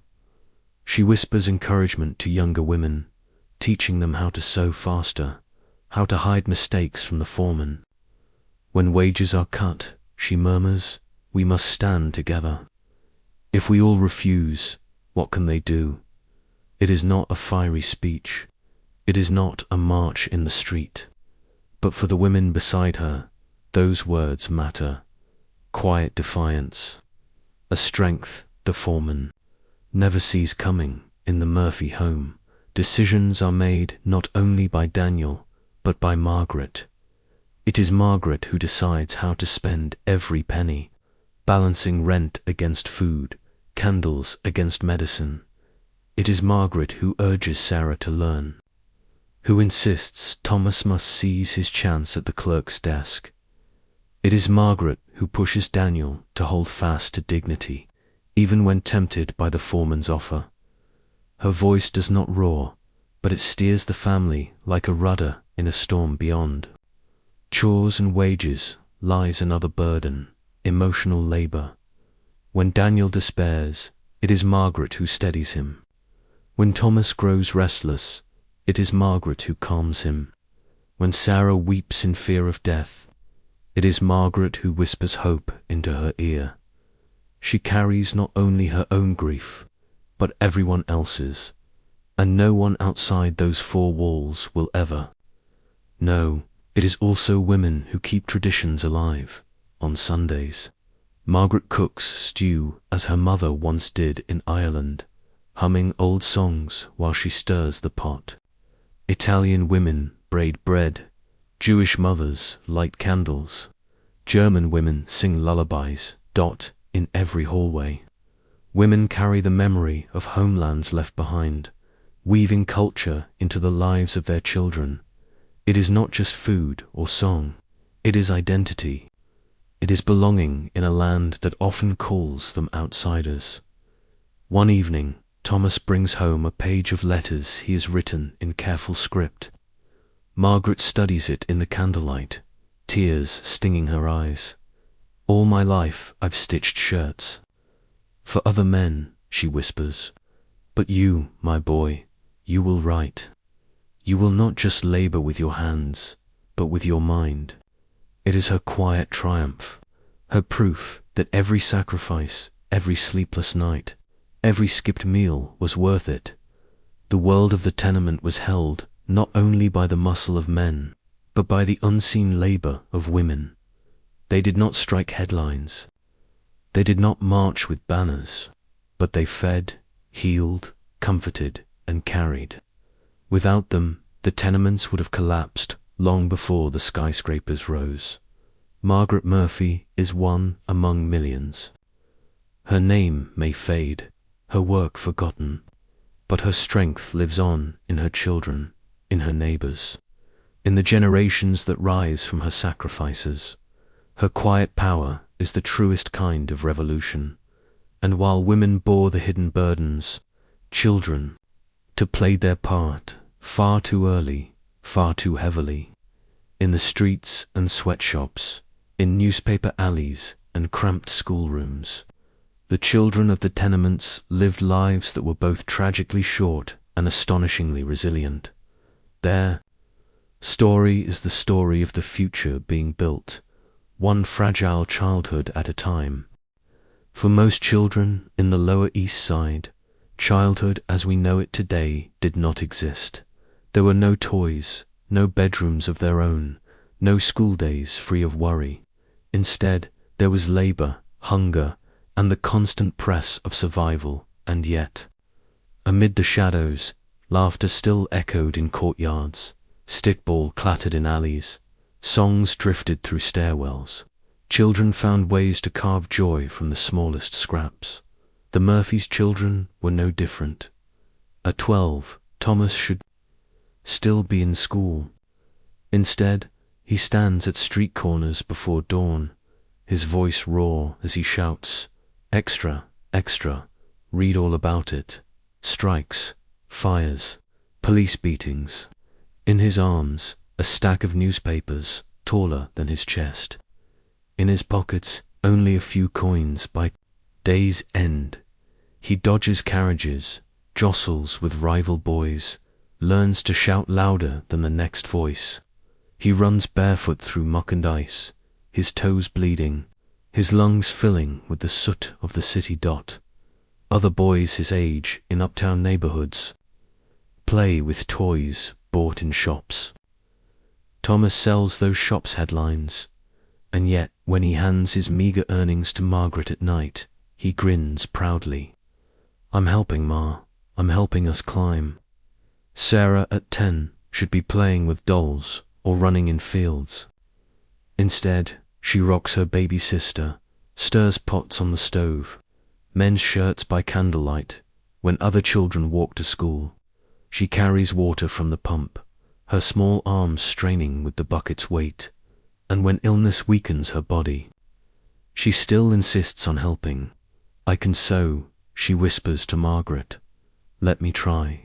Her girlhood slips away, replaced by responsibility. But in her eyes glimmers something fragile yet unbreakable, the hunger to learn. Every letter she copies, every word she reads aloud, is a rebellion against the limits placed upon her. Despite it all, the tenement courtyard bursts with children's laughter. They play stickball with broom handles and rags knotted into a ball. They chase one another barefoot through puddles of sewage, their shouts echoing off brick walls. They invent games with bottle caps, rope, chalk. Their play is rough, often dangerous, but it is theirs. Thomas joins boys from Italy, Germany, and Poland.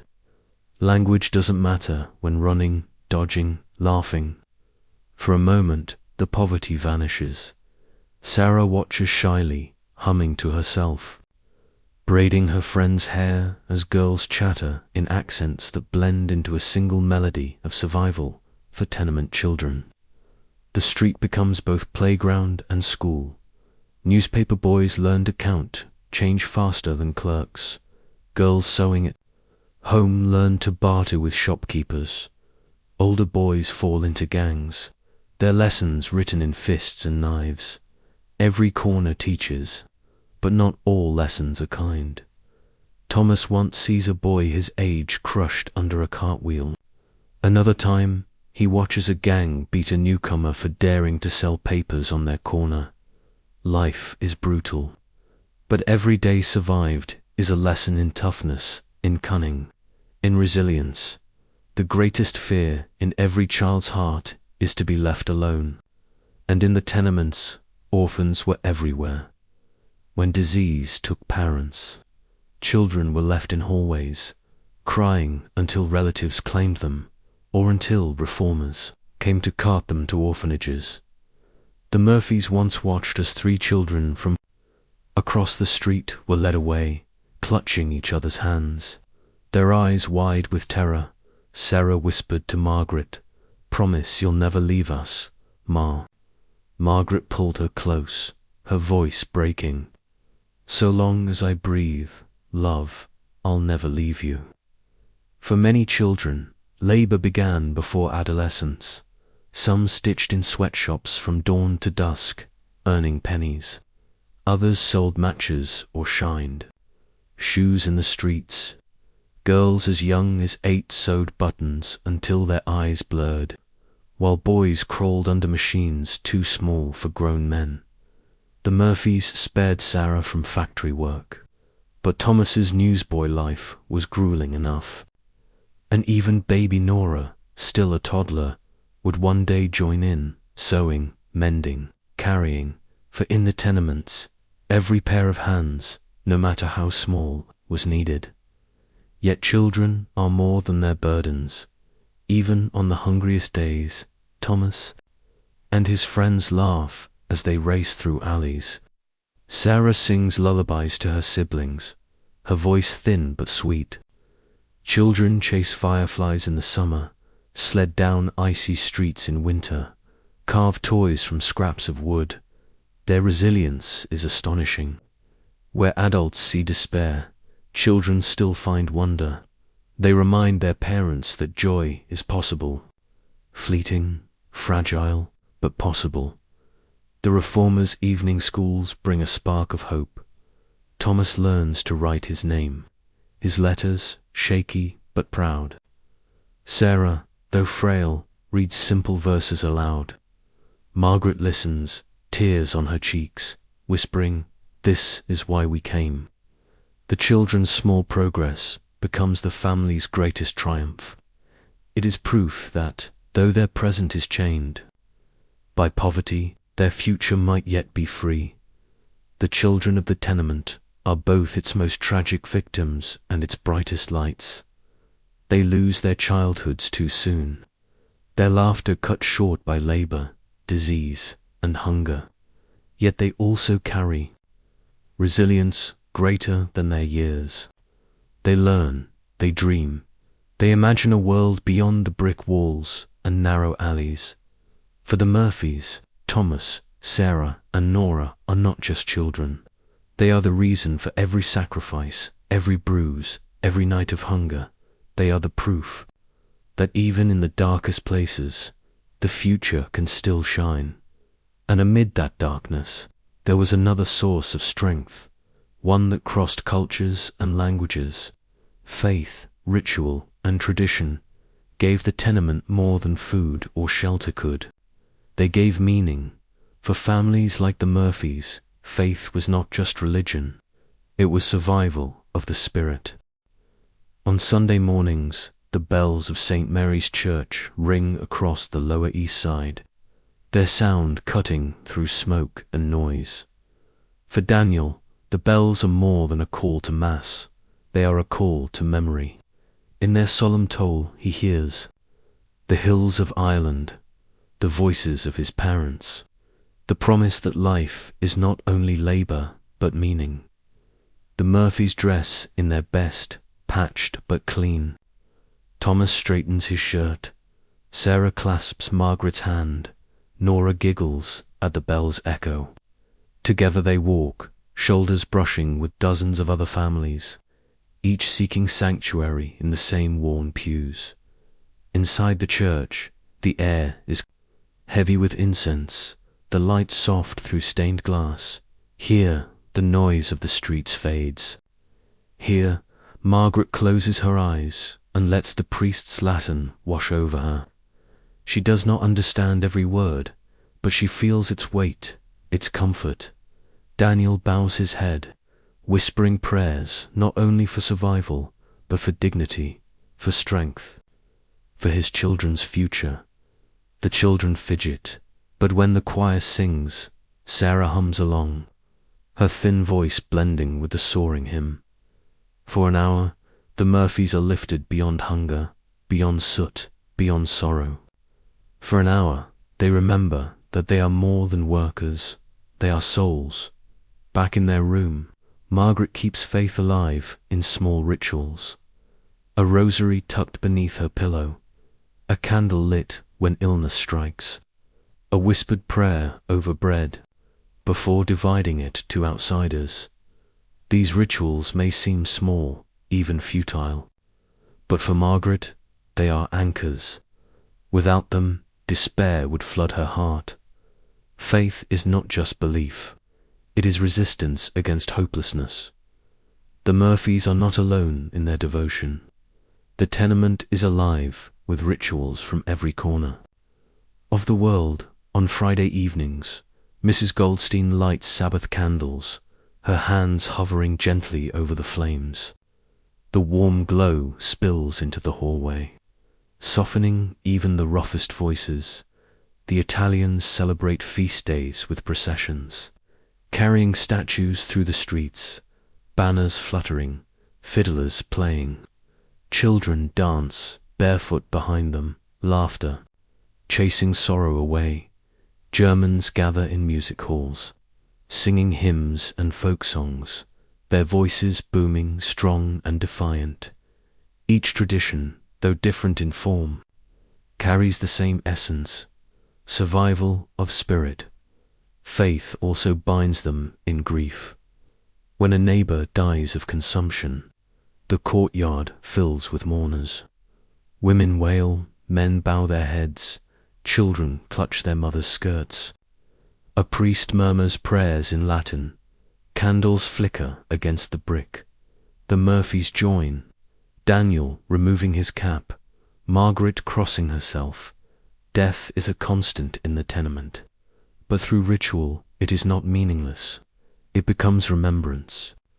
Connection, dignity, faith also brings joy in spring. The Irish gather for St. Patrick's Day, fiddles ringing, dancers stamping the cobblestones.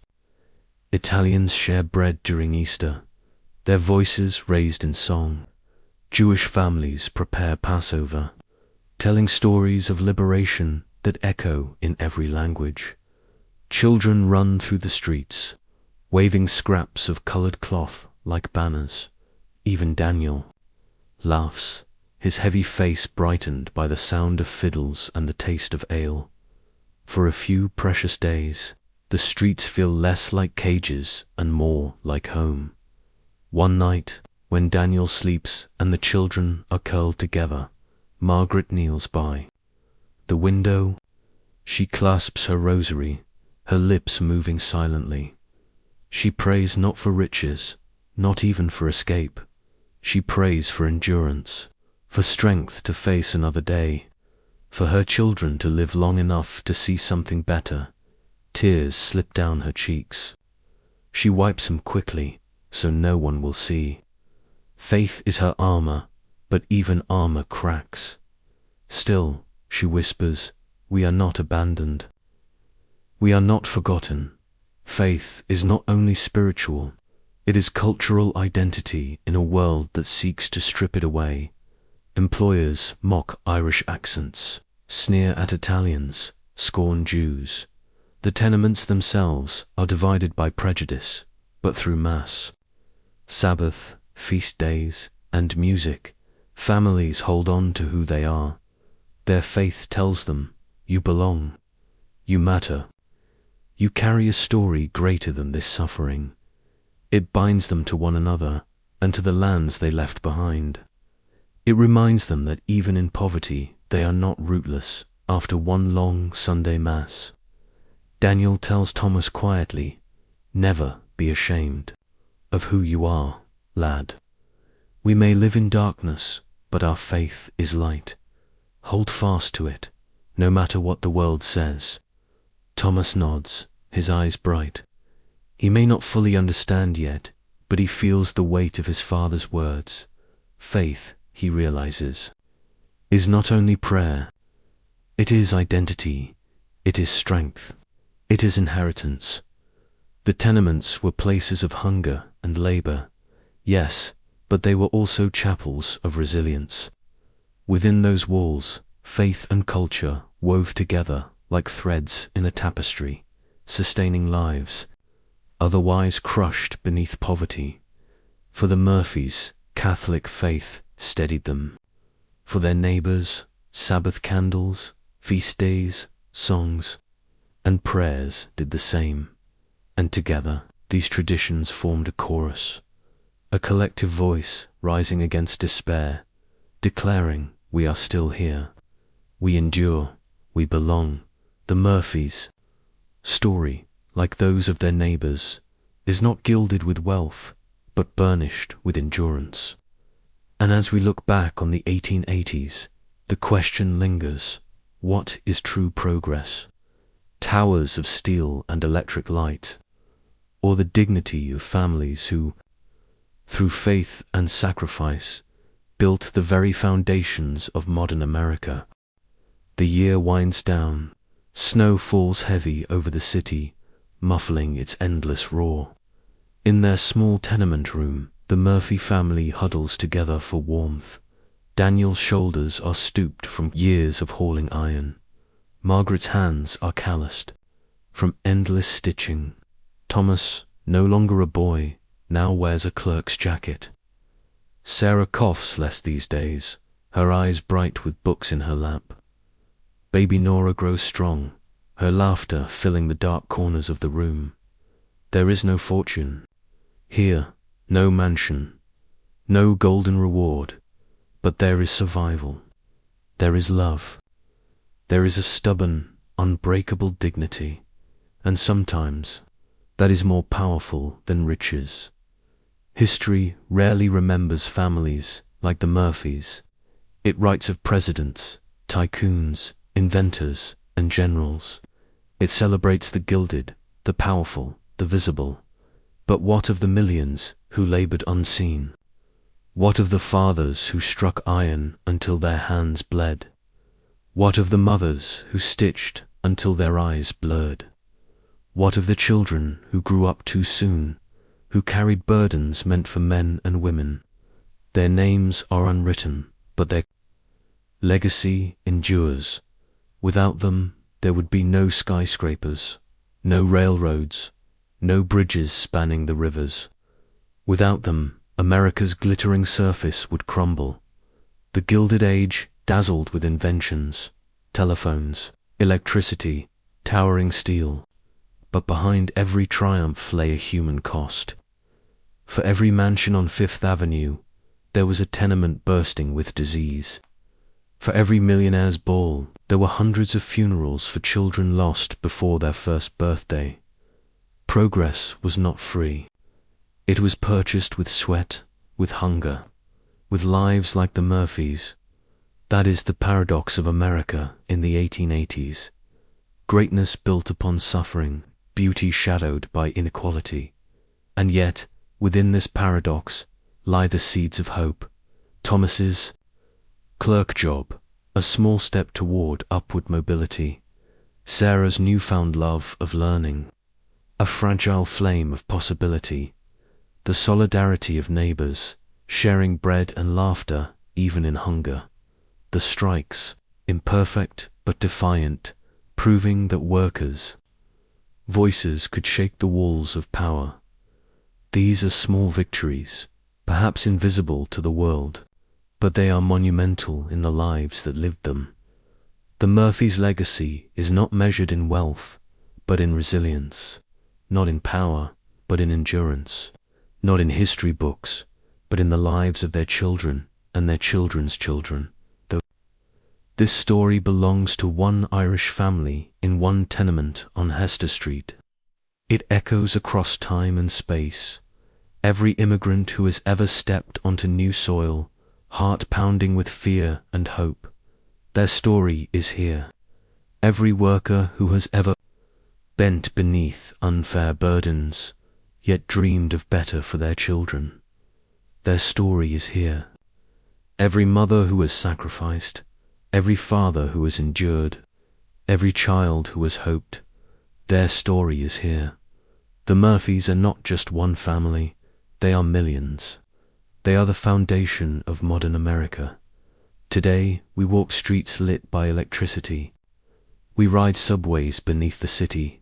We gaze at towers of glass and steel. It is easy to forget the world beneath those towers, the lives that built them. But when you stand in New York's Lower East Side, when you see the old tenement buildings still standing, narrow and dark, remember, people lived here, people dreamed. Here, people suffered here, and yet they endured. We live in the world they built, and we owe them more than silence. In the end, Daniel never became rich. He never escaped the hammer and furnace, but he achieved something greater. He kept his dignity. He fed his children. He stood for solidarity when he could have betrayed it. His victory is quiet, but profound. He passed on hope, and that, perhaps, is the greatest inheritance any parent can leave. Margaret's strength held the family together. Her quiet defiance in the garment shop, her ceaseless labor at home, her unwavering care through illness and hunger, these became the pillars upon which her children stood. Her victory was not loud. It was in every stitch, every lullaby, every whispered prayer. She carved survival from despair, and in doing so, she carved a future. Thomas, Sarah, and Nora represent what the Murphys truly fought for. Thomas may one day rise to own an office of his own. Sarah may one day stand in a classroom teaching other children to read. Nora may grow up never knowing the hunger that shaped her parents' lives. The Murphys sacrificed not for themselves, but for the possibility that their children could step into a better tomorrow. And so, what was life really like in America in the 1880s? It was a paradox of light and shadow. It was families crammed into one room while mansions glittered uptown. It was children coughing in darkness while electric bulbs glowed in ballrooms. It was sweat, sacrifice, hunger, and pain. But it was also resilience, solidarity, dignity, and the stubborn hope that tomorrow could be better. The Murphys were not extraordinary, and yet, in their endurance, they were extraordinary beyond measure. They, and millions like them, are the true builders of modern America. If this story moved you, take a moment to reflect. What struggles did your ancestors endure to give you the life you live today? Share their stories in the comments, because ordinary lives matter. Ordinary sacrifices matter. And before you go, hit that subscribe button, give this video a like, and tell us where in the world you're watching from. Because history is not just about the gilded and the great. It's about families like the Murphys, families like yours, families like mine. Together we remember them. Together we carry their legacy forward.